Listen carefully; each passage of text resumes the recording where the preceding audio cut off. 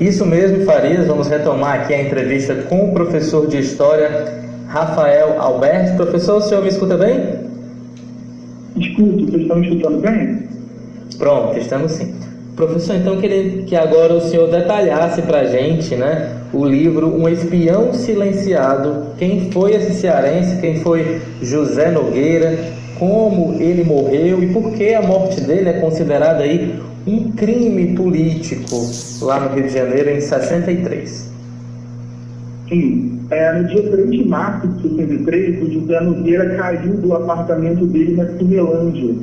E a polícia cometeu diversas falhas na perícia. Ela não fez perícia no local, ela não fez buscas nas proximidades e encerrou o caso, arquivou o caso baseado exclusivamente no depoimento do proprietário do apartamento, que afirmava que ele costumava beber e ficar sentado na varanda, então teria escorregado. Então o caso foi encerrado um dia depois com um acidente.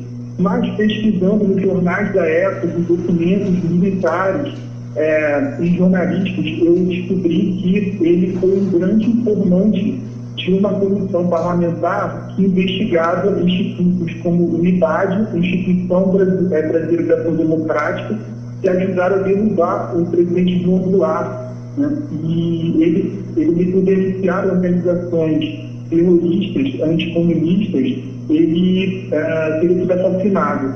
E eu falo isso baseado na entrevista dos peritos da Marinha e da Polícia Civil, que afirmam que não há qualquer possibilidade de ele ter sofrido um acidente. Ele tinha marcas de cigarro no corpo, hemorragias internas provocadas por tortura, e ele caiu a uma distância de 4,10 metros da janela. Então, seria muito improvável que ele teria sofrido um acidente.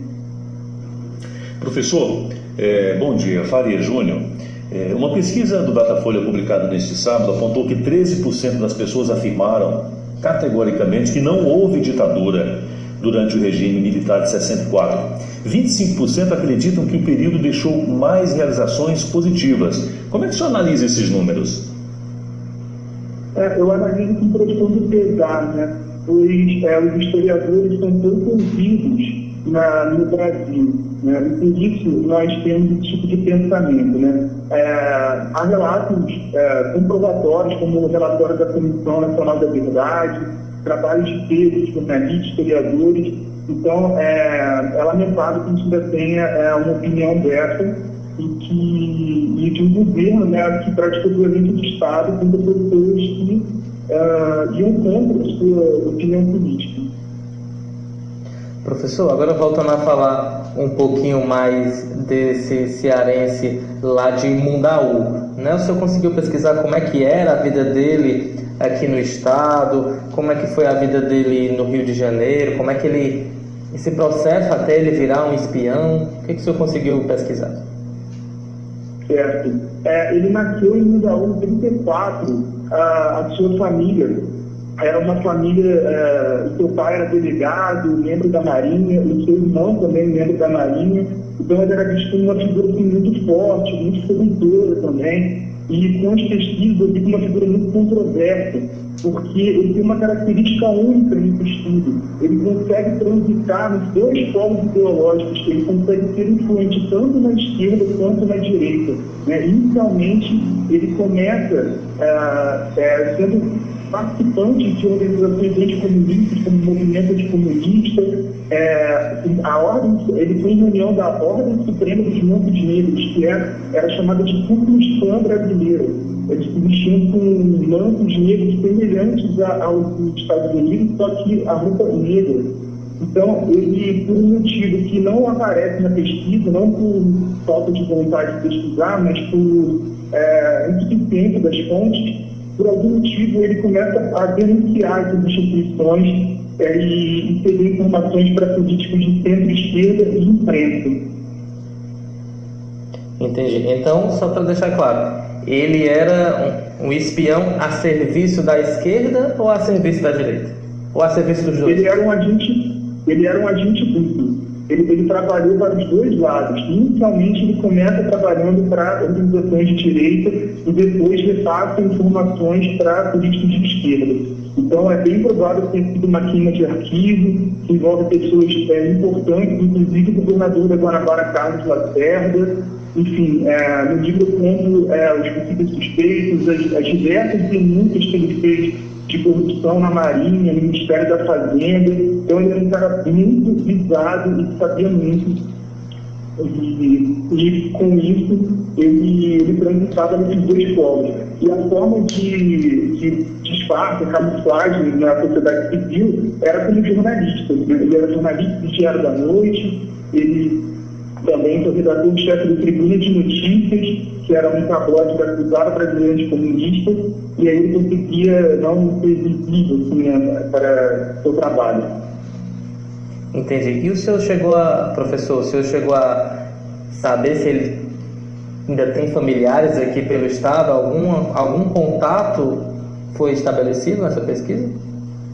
Sim, eu fiquei 10 anos pesquisando esse assunto e somente de 2019 para 2020, finalzinho, eu tive a oportunidade de viajar para Mundaú e lá eu conheci a família e que me recebeu muito bem.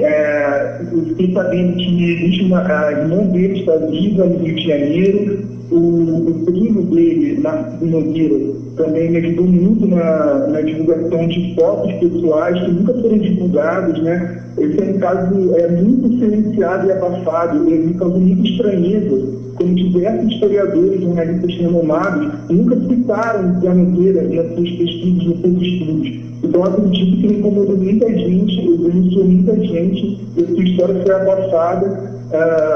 Assim como seu irmão, que era da Marinha, Geraldo Magela, que já faleceu, foi perseguido posteriormente por investigar esse crime. Muito bem, realmente uma história muito curiosa, dá vontade realmente de saber cada vez mais. E quem tiver curiosidade, né, é só acessar aí o livro Um Espião Silenciado. Professor, quando é que vai ser lançado e como é que as pessoas podem ter acesso a essa obra?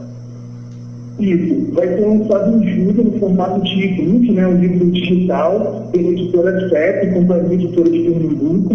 Os livros impressos, a gente está esperando só a autorização do governo para o tempo do lockdown, né? Então, a princípio, não poderiam correr os livros impressos, mas assim que liberarem, vai sair também o livro impresso. Mas em julho agora, a gente já vai fazer 2 lançamentos virtuais, em lives. O primeiro início de julho, ainda sem data, com o editor José Guedes da editora CEP e também uma live no site História da Ditadura, com o historiador Paulo Sazana Gomes. Se quiser mais informações, tem no Instagram, @raça com PH, _Albert. É só entrar em contato que eu quero mais informações. Ok, professor, muito obrigado pelas suas informações, parabéns pela pesquisa tão relevante, dando luz aí a um personagem importante, até então desconhecido da história cearense. Nós conversamos agora com o escritor, mestre em História, e também professor Rafael Alberti. Vamos agora com mais informações, Farias.